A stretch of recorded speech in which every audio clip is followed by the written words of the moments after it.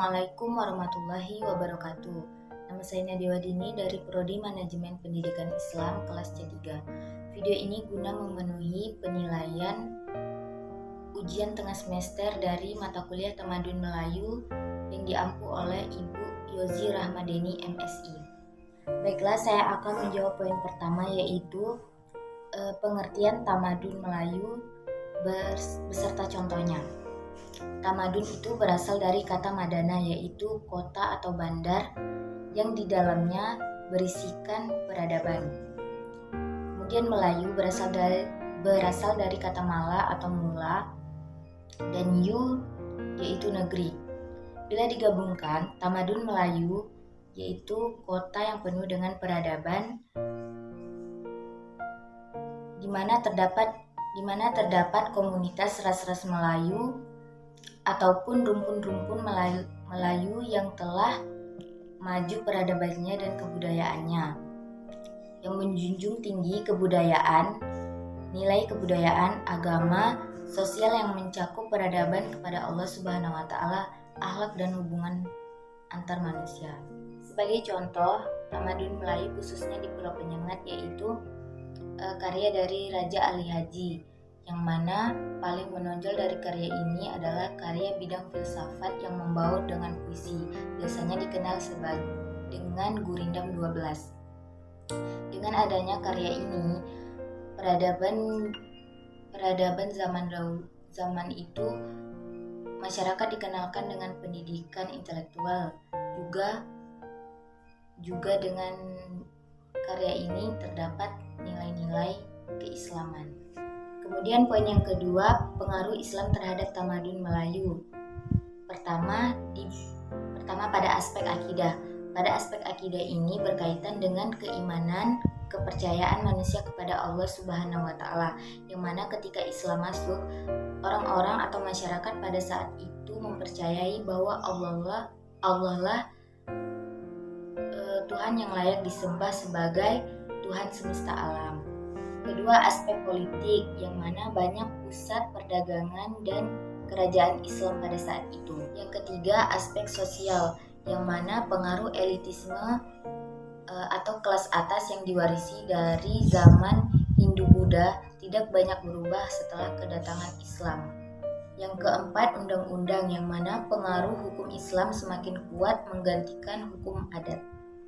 Kelima, aspek ekonomi, yang mana ekonomi pada masa peradaban itu bercorak agraris, yaitu pertanian, perikanan, peternakan, dan sebagainya yang bergantung kepada alam untuk meningkatkan aktivitas perdagangan internasional serta sistem barter dan mata uang untuk tumbuh. Yang keenam, aspek kesenian, yang mana pada ketika Islam masuk dapat dilihat dari batu nisan atau makam orang-orang telah terdapat nilai-nilai Islam serta adanya masjid dan kaligrafi. Ketujuh, yaitu aspek bahasa dan sastra. Kedatangan Islam telah menjadikan bahasa Melayu sebagai bahasa pengantar atau bahasa pergaulan. Kemudian diperkenalkan sistem tulisan Arab Jawi. Sastra Melayu yang bercirikan Islam terbagi kepada puisi dan prosa.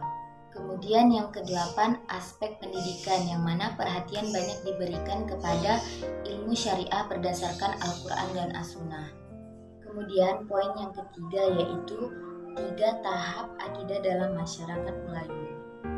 Yang pertama, sebelum kedatangan Hindu dan Buddha. Pada tahap ini masyarakat mempunyai kepercayaan animisme, dinamisme, dan pemujaan nenek moyang. Kemudian tahap yang kedua setelah kedatangan Hindu-Buddha. Pada masa ini pertama terdapat masyarakat yang menganut agama Hindu dan Buddha. Yang kedua, terdapat juga kompromi di mana agama Hindu-Buddha sesuai dengan kepercayaan nenek moyangnya. Yang ketiga, upacara agama menjadi lebih formal dan tersusun. Tahap ketiga yaitu kedatangan Islam. Yang pertama, Islam telah mengubah cara hidup, kepercayaan, dan pandangan masyarakat. Yang kedua, seluruh hidup berfokus kepada Allah Subhanahu wa Ta'ala. Kemudian ketiga, masih ada pengaruh agama animisme Hindu-Buddha.